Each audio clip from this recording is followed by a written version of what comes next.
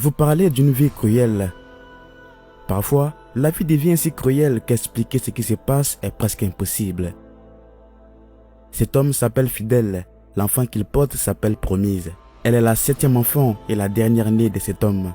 Quand tu la regardes, tu vois qu'elle a une très grosse tête. Le travail de Fidèle est de s'occuper de sa fille.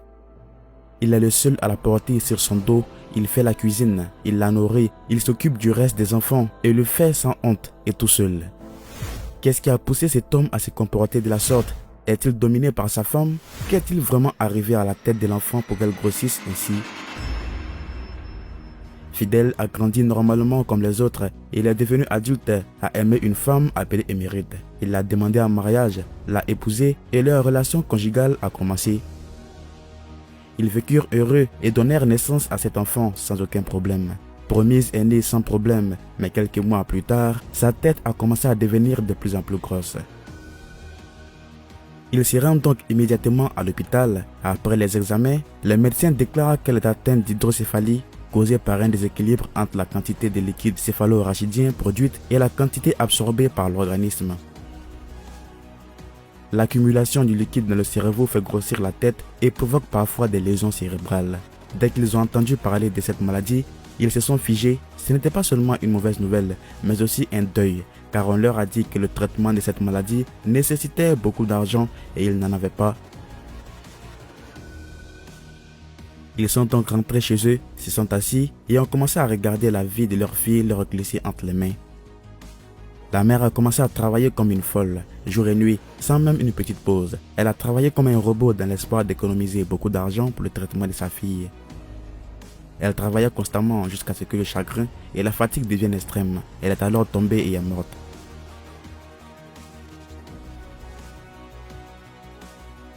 Cette famille a connu encore plus de difficultés. Fidèle est resté seul. Il était tellement inquiet et déprimé en pensant à la mort si soudaine de sa femme, qui s'ajoutait au chagrin de sa fille dont l'état continuait à empirer.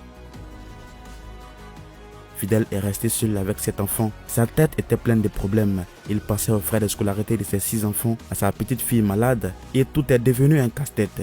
Après quelques jours de réflexion, il décide de laisser sa fille à la maison et de trouver un emploi pour pouvoir s'occuper d'elle. Plus tard, il n'a même pas pu payer les frais de scolarité des enfants et heureusement, une certaine école publique permettait aux enfants d'étudier gratuitement. Les 6 premiers enfants étaient scolarisés. Le dernier gros problème était le traitement des Promises. C'est devenu un cauchemar pour lui. Il a donc choisi de rester à la maison pour s'assurer qu'au moins sa fille mange et boit. Quant à lui, la vie n'était pas si clémente.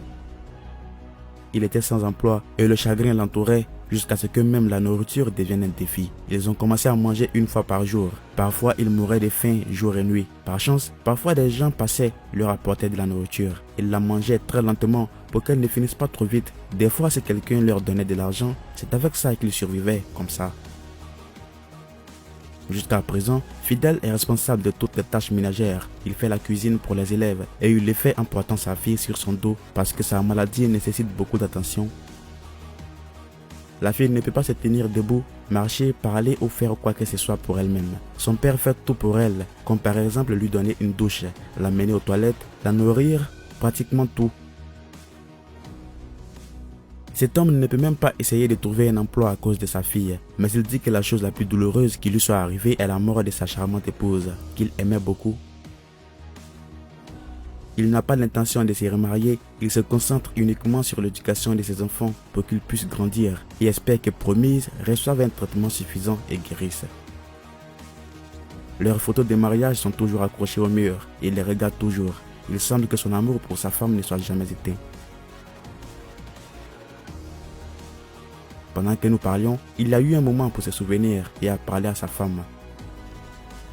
Dans ses mots remplis de chagrin, il dit « Émérite, je t'aime. Je ne comprends toujours pas que tu es parti pour toujours. C'est trop difficile à l'accepter. Nous avons commencé ce voyage ensemble et tu es parti quand j'avais le plus besoin de toi. Notre fille est en train de mourir et je suis confus. Parfois j'essaie d'avoir la foi que tout va bien se passer, mais cette fois, je ne pense pas pouvoir le faire. » Malgré les difficultés, Fidèle a toujours fait de son mieux pour prendre soin de sa fille en lui donnant tous les soins dont elle a besoin. Dans toute sa lutte, il a réussi à lui faire installer un tube qui draine l'excès de liquide du crâne et soulage la pression sur le cerveau. Il n'arrive pas à payer les frais de transport quand c'est l'heure du contrôle de sa fille. Il a du mal à payer un taxi pour aller et revenir de l'hôpital.